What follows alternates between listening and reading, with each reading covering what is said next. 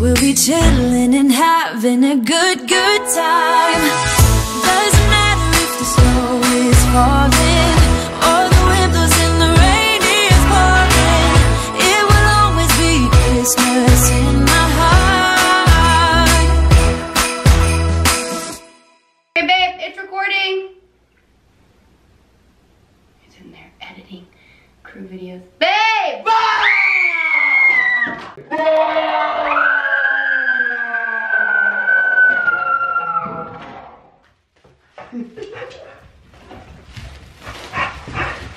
Oh my god!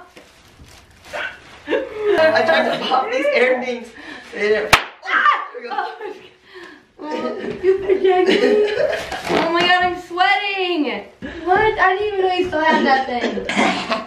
Well, that makes for a great introduction. What's up, Jam Fam? No, thank you, Shiloh. Stewie, He's trying to protect me. Move your bum. He definitely thought an intruder was just about to kill me. What's up, Jam Fam? See, now you know we gotta do it. I do it before too. I do it before too. So we have had a really fun day of just kind of, we're getting some stuff together for Christmas. And we slept in, which was really fun. And during that sleep in, hanging out on TikTok Live, we asked you guys what you would want to see. And it was primarily like 90% of coming out tips. So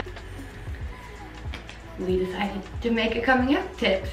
Coming Out Tips by Molly and Taka.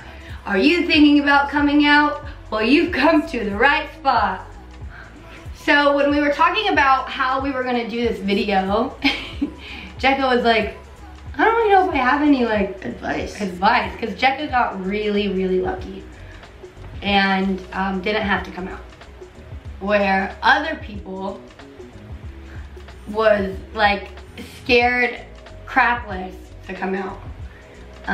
So we kind of just came up with a few tips that could help you or your loved ones or whoever that you may know. Or you can be an ally to somebody and help them feel comfortable. The number one tip is knowing that everybody's story is different.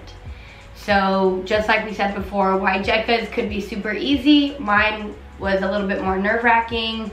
Some may not need to come out at all, or some stay closeted. Everybody's story is so different, and there's no right or wrong way in your heart to come out. Coming out, I feel like, is something that, I mean, it's like you do, but it's like, I hope there comes a day where we, you know, when people in the LGBTQ plus community, like, you don't have to, that's just like another thing. But like for now, it's something that's kind of like a sacred thing. Like you come out and it's like, you're finally able to just like shed that layer of yourself and be, you know, live true, you know, to who you are and how you feel on the inside and all.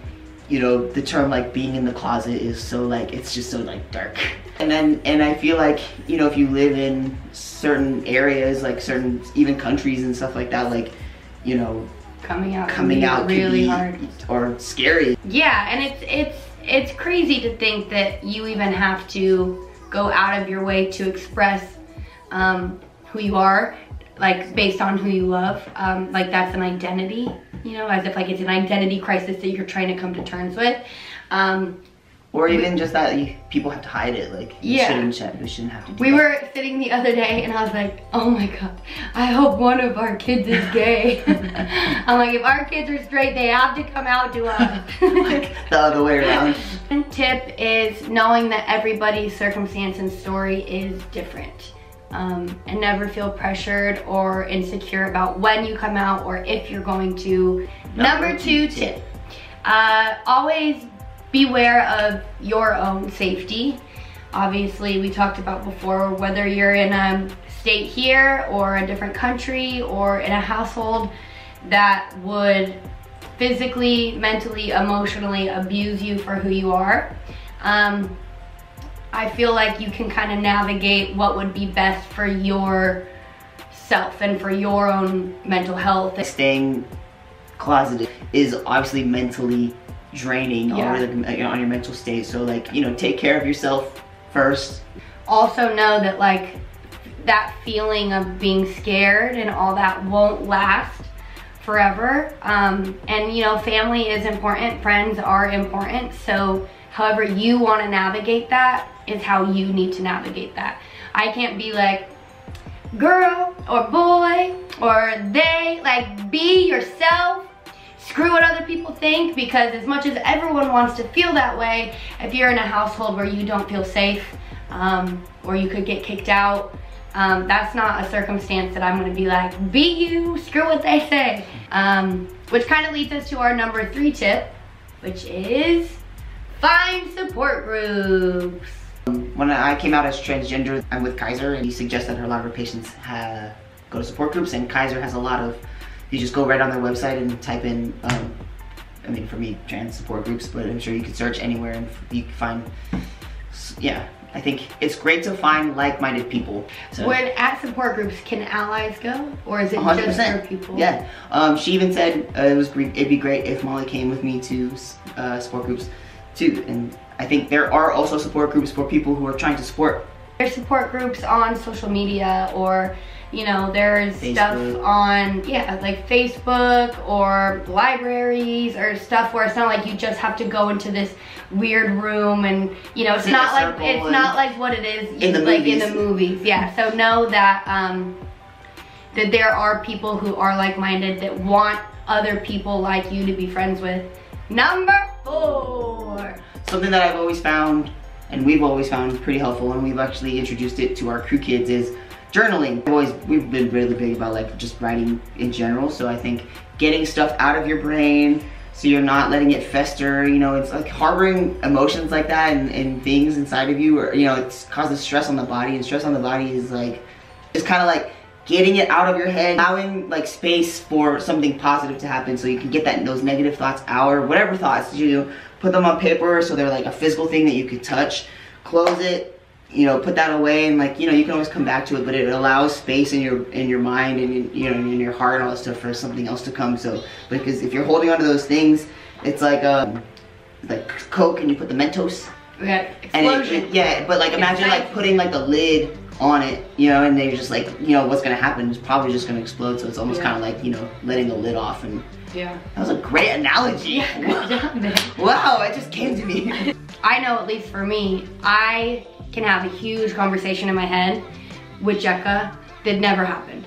So like I can be saying things like, oh my gosh, like X, Y, and Z, and his response will be X, Y, and Z, and mine's gonna be 1, 2, 3, and then I'm already scared of the conversation, or excited for the conversation, or mad at him for the conversation that never happened. And that, we can do that a lot like in our heads. So if you journal everything that you're feeling and you read it, you can kind of reason with yourself too, of, hey, it's actually not that bad of a conversation, or hey, you know what, my friend is opening that door for me to talk, so they aren't gonna judge me. I think journaling is a huge tip, even if, you know, for non-LGBTQ people, just journaling for emotional support. I think that's a really good thing. Tip number 5. I feel very strongly about this. I feel like telling someone that you know would be accepting of you, or that you trust first, even if it's not like the closest person to you, and I'll tell you what, like a circumstance with us, even if it's not your person or your parents or your best friend, or if you, maybe it's somebody you barely talk to but you know that they would accept you, because if the first person you tell like rejects you right away, it's gonna be a lot harder for you to come out and tell people that you love and that you trust, because you'd be scared of their reaction more. I had to learn that the hard way. Is when Jekka came out to me as transgender, he told one of our best friends first, and I was like devastated. Like, how come you wouldn't tell me first? Of course I would love you no matter what. I feel like you don't know me, like why would I judge you? I love you. And what, you love him too? It was hard for me to grasp that it was so important of him telling me, and he was so scared of my reaction, that he wanted to make sure it was okay first, and he was rationalizing with his feelings, which is a little bit more sacred, like in our circumstance, where I was like, at first, of course you can trust me. Of course I would never leave you. But I'm probably the hardest one to tell, because if I didn't accept him, that would be the hardest one to lose in your life. 100% true. And also it's almost like, I was like, I need to practice like saying it. Yeah. You know, and I don't know if that sounds good or bad, but it's like I almost needed to be like, because it was me coming to terms with it too. Like, I didn't know how to like just say word, like, and me too, like I don't say words. I talk the most like this. Yeah. Tip 5A, practice saying the words actually out loud. You know, we say it in our heads, we write it down, but like actually hearing your voice say these words too, like I think has a major effect. And so even if you say it into the mirror, if you're in your car driving one day, just practice saying it, because it took me a long time to even ask Molly, like, hey, will you use he, him pronouns with me? Yeah. And I built it up in my head. Okay, I'm gonna say something, and then I would look over her and be like, tomorrow I'm gonna say something, tomorrow. And then finally we were in the car, and we were driving, and I remember it was dark, and I was like, can I ask you something? And you're like, yeah, and I feel like you already knew what I was gonna ask you, and I was like, we use he, him pronouns, and you said, I was just waiting for you to ask. So like, yeah. I was just waiting for him to ask me, because I knew it, yeah, like I knew it was coming. Yeah. I just didn't want to be like disrespectful and ask if he wasn't ready yet. I think that's also tip 5B. If you're on the receiving side of it, know how much courage it takes for that person, whether they're coming out as gay, bisexual, pansexual, asexual, like I'm trying to learn all of them, transgender, like non-binary. It takes a lot of courage when you're receiving that information. So try not to either one, just, oh yeah, for sure, oh that's cool, like man, like don't act like it's nothing. Like honor the fact that they're choosing you to tell. I know when I came out, like I said it and my mom just looked at me and she just like kind of got choked up, because I prefaced it with, I need you to support me. I need you to know that like, this is not a phase, this is not a decision I've made, this is who I am. And so my mom looked at, like she's already started crying, and then she goes, her response was, I thought you were gonna tell me you're on drugs. So it's like funny, and we had our battle with it, and it's just, it's a process. You know what I mean? But if you're on the receiving side of it, don't throw it away. You were chosen by that person to like hold their heart, and they trusted it. Last but not least, final tip. If there's anything that Jekka and I can leave you with this video, is to know that you are not alone. Probably your neighbor might be having these feelings, your best friend, I don't know. There's so many people that are in their hearts, in their minds about their identity, their sexuality. Or who are looking to be an ally. Yes, and so please know that you can reach out to so many people, even if you feel like you can't. There are still many outlets. You can send us a DM. We'll do our best to help her. We respond to DMs on Instagram. Leave a comment. I think even you being here now to watch this is showing you that you aren't alone. Me and Jekka went through it. Jekka had to go through it twice. Well, not really, he didn't come out at first, but then came out as transgender, and he did at a later time in his life. He was 32 when you came out. And a lot of people who maybe are starting to get older think, I can never come out, I have a family, or I'm in my 30s, and how can I just change? There is somebody just like you everywhere. And I think what's gonna make the world a better place is when we don't have to feel secluded in our feelings. Also, like, we know that going home for the holidays can be, you know, a lot hard, stressful, right? Love my family to death, but sometimes I'm like, ah. It's like everyone. Like so many people. And this year is a little bit different too, so there's more stress and all that. Right, I mean the added stress of what's going on in the world. But like when you're younger, the world seems like this small, and like, you know, the older you get, like, man, like the world is just, you know, ginormous. I feel like the older I get. Yeah. And, you know, you'll meet new people and new friends that become family, and you know, some of our friends, I'm like looking at our wedding pictures, I'm like, some of our friends are like literally like our brothers and sisters, like straight up. And I wouldn't change that for the world, and obviously we love our families too. Just know too that like people do come around. This is actually another kind of tip, but I'm just gonna leave it off with this, is extra tip. Extra tip. As someone who comes out, you have to give that person some time. You know, right when Jekka came out to me as transgender, I of course immediately started using he, him pronouns, but sometimes I slipped up because for 5-6 years I was using other pronouns. People are gonna make mistakes. People are gonna question it. Are you sure? Is this a phase? Which, just as we have a right to say like, this is who I am, we have to give them that time to understand and learn. Which means at first they may like ex-nay you and be like, mah, mah, mah. But you know, just give them time, educate, show them articles, and that's just by learning by the people that you surround yourself with in those support groups, social media, all that. But make sure that you honor the person receiving it just as much as they honor you. As much as we want people to understand so quickly, unfortunately, we haven't got there yet. Right, like I feel like I've lived 31 years of my life in my head male, and you know what I mean, that's, you know, I'm 33 now. I keep telling people too, like me transitioning is like a transition for everybody. I can't expect everyone, like, okay, I'm out now, so magic, like everybody, you know, the whole world changed around me. It's like, I just say like, I feel like it's not just me transitioning, it's everyone around me too. Like I have to give everybody a chance. Your parents give you a hard time at first. Don't, you know, of course you're gonna be hurt, of course it's gonna be frustrating, but just educate. Jekka and I always try to educate. Whenever we get hateful comments, we try to educate.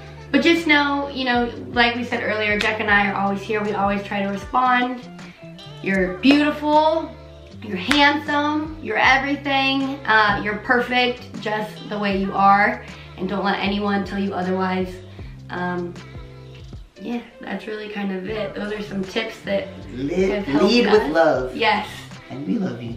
Yes, we love you. We're happy to, I love you. We love you, Jam Fam. Thank you so much for hanging out with us. Whether you're part of the community, Alphabet Mafia, gang gang, go TikTok, or you're an ally, please share this video. And to anyone you may know that could be struggling with this or struggling with accepting it, could be beneficial, could help. That's all we want to do on this channel. And we love to hang out with you, we love to educate. And we love being queer! Be sure to like, comment, and subscribe. And we will be back tomorrow. For day 11. Is it day 11? Mm-hmm. Oh, wow. A lot of days. I know. I can't believe how many days have passed. Shout out to Allison. We love you! Bye, Jam Fam. Good night.